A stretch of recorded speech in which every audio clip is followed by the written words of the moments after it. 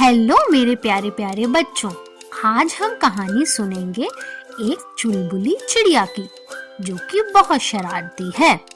चलिए चलिए बिना समय गवाए चलते हैं अपनी कहानी की ओर। चिंटू के घर के सामने एक गुलमोहर का पेड़ था। उसमें लाल नारंगी से बहुत खूबसूरत फूल खिलते, जो सबका मन मोह लेते। चिंटू को गुलमोहर और भी सुंदर तब लगने लगता जब उस पर सुंदर पक्षी सुबह शाम चहचहाते। प्रातः काल सूरज की लालिमा युक्त किरणें जब उस पर पड़ती तो लगता स्वर्ग ही धरा पर उतर आया हो। सारे पक्षी तो सुबह शाम ही वृक्ष पर बने घोंसले पर चहचहाते, पर इन पक्षियों में एक थी चुलबुली चिड़िया, जो दिन भर पेड़ पर ही रहकर इधर उधर फुदकती रहती। चिंटू के घर डोरबेल थी, जो चिड़िया की आवाज में चहचहाती थी। जब भी कोई आता, डोरबेल बजाता, चिड़िया की सुरीली चहचहाती आवाज निकलती और कोई ना कोई दरवाजा खोल देता। एक दिन चुलबुली इधर उधर फुदक रही थी, तभी उसने देखा चिंटू के घर की डोरबेल बजी और दरवाजा खुल गया। डोरबेल की आवाज हूबहू चुलबुली की आवाज से मिलती थी। बस फिर क्या था, शरारती चुलबुली को शरारत सूझी। चिंटू के मम्मी पापा अपने दफ्तर चले जाते और चिंटू स्कूल। घर पर रह जाती दादी अकेली। चुलबुली ने सोचा, चलो अपनी आवाज को आज आजमा लिया जाए। दादी पलंग पर लेटी थी। चुलबुली ने दरवाजे की चौखट पर बैठकर आवाज लगाई, चू चू। दादी ने सोचा कि डोरबेल बजी है। उन्होंने बिस्तर से उठकर दरवाजा खोल दिया, पर वहां कोई नहीं था।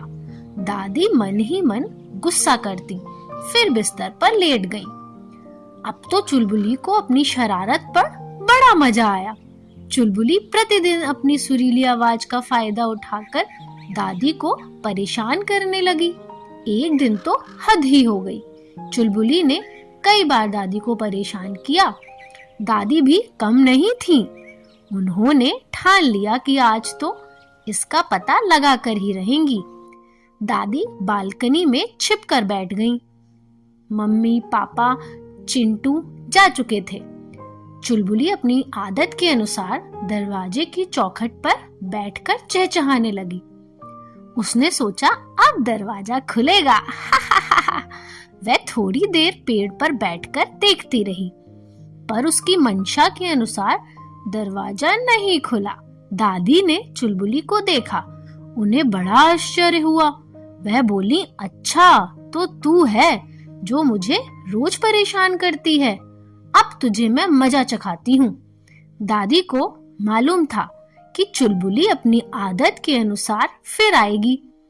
दादी अंदर गईं और मच्छरदानी का जाल लेकर छुपकर बैठ गईं। दादी के इरादों से अनभिज्ञ चुलबुली थोड़ी ही देर में फिर आई और उसने जैसे ही आवाज लगाई, वैसे ही दादी ने मच्छरदानी वाला जाल उस पर फेंक दिया और एक पिंजड़े में बंद कर लिया। चुलबुली दिन भर पिंजड़े में बंद फड़फड़ाती रही। दादी बिस्तर पर जाकर सो गई। चुलबुली की सारी आजादी छिन गई। शाम होने लगी थी। चिंटू स्कूल से घर आ गया और उसके मम्मी पापा दफ्तर से। चिंटू ने आते ही पूछा, अरे दादी, ये चिड़िया कहाँ से पकड़ लाई? क्या खरीदी है? दादी ने सारा हाल सुनाया। चिंटू को बड़ा मजा आया, पर जैसे ही वह पिंजड़े के पास गया, उसने देखा कि चुलबुली उदास बैठी है, फुदक भी नहीं रही। चिंटू ने उसे दाना पानी दिया, पर चुलबुली ने कुछ नहीं खाया न पिया। चिंटू को चुलबुली पर दया आ रही थी। चुलबुली चिंटू को क्षमा याचना भरी निगाहों से देख रही थी। चिंटू ने दादी से कहा, दादी प्लीज चुलबुली को छोड़ दीजिए, अब वह व्यर्थ परेशान करने का मतलब समझ गई है। दादी ने फिर बड़बड़ाते हुए कहा, चल तू कहता है तो मैं इसे छोड़ देती हूँ। चुलबुली की आंखों से पश्चाताप के आंसू बह निकले। दादी ने पिंजड़ा खोल दिया। वह चिंटू और दादी को धन्यवाद देती पुनः गुलमोहर पर जाकर चहचहाने लगी। उसकी आवाज को सुनकर सब हैरान होकर हंसने लगे। मम्मी पापा ने चिंटू का पक्षियों के प्रति स्नेह देखकर उसे बहुत प्यार किया और शाबाशी दी। चुलबुली समझ गई कि उसकी कर्णप्रिय सुरीली आवाज सबका मन मोहने के लिए है, व्यर्थ परेशान करने के लिए नहीं।